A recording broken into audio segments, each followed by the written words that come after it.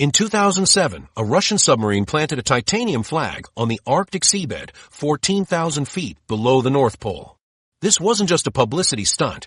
It was the opening move in a dangerous game for control of the world's last unclaimed frontier. As the ice retreats, Russia has moved in weapons systems capable of striking the U.S. mainland while simultaneously claiming vast Arctic territories. The Cold War never ended in the Arctic. It just went into hibernation, and now it's thawing.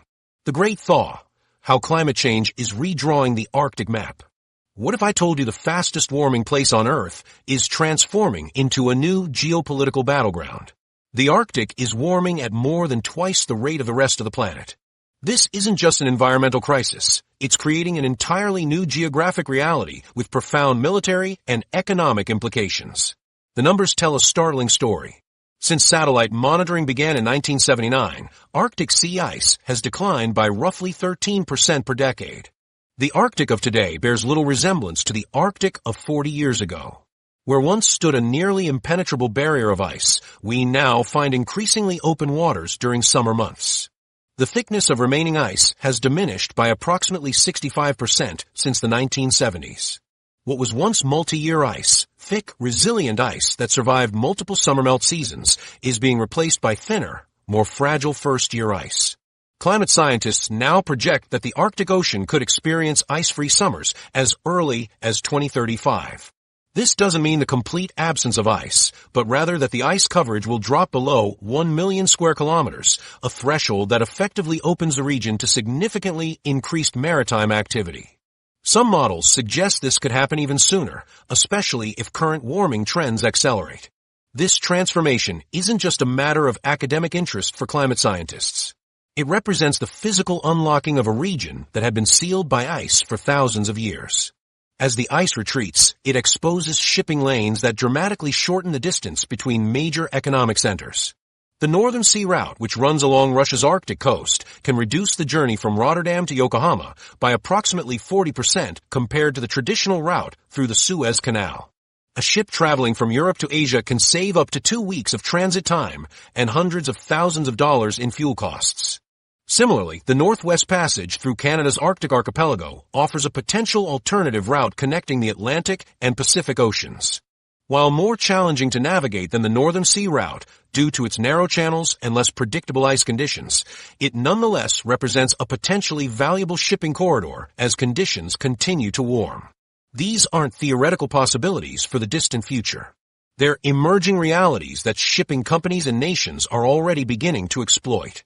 In 2009, 2 German commercial vessels became the first Western ships to traverse the Northern Sea Route.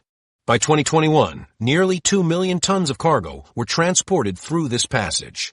Each year, the navigation season grows longer as the ice retreats further and earlier in the spring and forms later in the fall.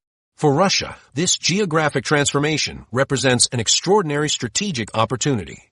Approximately half of the Arctic coastline belongs to Russia, giving it natural geographic advantages in controlling access to the Northern Sea Route. The Russian Arctic contains critical infrastructure, including ports, railways, and energy facilities that support the country's northern development. As ice coverage diminishes, Russia gains increased access to these assets and can more easily project power across the region. The Russian government has made it clear that it views the Northern Sea Route as falling within its territorial waters and subject to its regulations. This position conflicts with the U.S. view that portions of this route should be considered international waters with freedom of navigation rights. This disagreement over maritime law and navigation rights creates a potential flashpoint as more nations seek to utilize these emerging shipping lanes. But shipping routes are only part of what makes the Arctic increasingly valuable. Beneath the retreating ice lies an extraordinary wealth of natural resources. The United States Geological Survey estimates that approximately 30% of the world's undiscovered natural gas and 13% of undiscovered oil reserves may be located in the Arctic region. This represents approximately 90 billion barrels of oil and 1,670 trillion cubic feet of natural gas. Additionally, the region contains significant deposits of rare earth minerals, zinc, nickel, and other materials crucial for modern technologies and renewable energy systems. As global demand for these resources increases, access to Arctic deposits becomes increasingly valuable. The melting ice makes these resources more accessible for extraction, turning previously unreachable areas into potentially lucrative development zones. This combination of strategic shipping routes and vast natural resources explains why the Arctic is rapidly becoming a focal point for military competition. Russia has significantly increased its military presence in the region, reactivating Soviet air bases and constructing new facilities equipped with advanced radar systems, air defense capabilities, and anti-ship missiles. China, despite having no Arctic territory, has declared itself a near-Arctic state and invested heavily in icebreaker technology and Arctic research. The United States, Canada, and other NATO members have responded with increased military exercises and surveillance operations. Consider what this means in practical terms. Areas that were once covered by thick ice year-round are now becoming navigable waterways during summer months. Territories that were once accessible only to specialized icebreakers can now be reached by commercial vessels and military ships for parts of the year. Resource deposits that were once locked beneath impenetrable ice can now be surveyed and potentially extracted. The Arctic's geographic transformation is having cascading effects on military planning, economic development, and international relations. Military planners must now account for potential threats from directions that were previously secure due to ice coverage.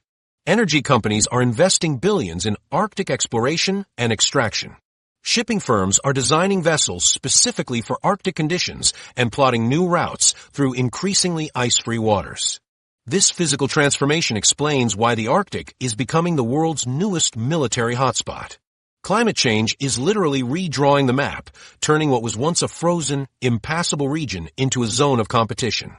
The retreating ice has created new geographic realities that nations must respond to whether they want to or not. Those who secure access to the emerging shipping routes and resource deposits will gain significant economic and strategic advantages in the coming decades.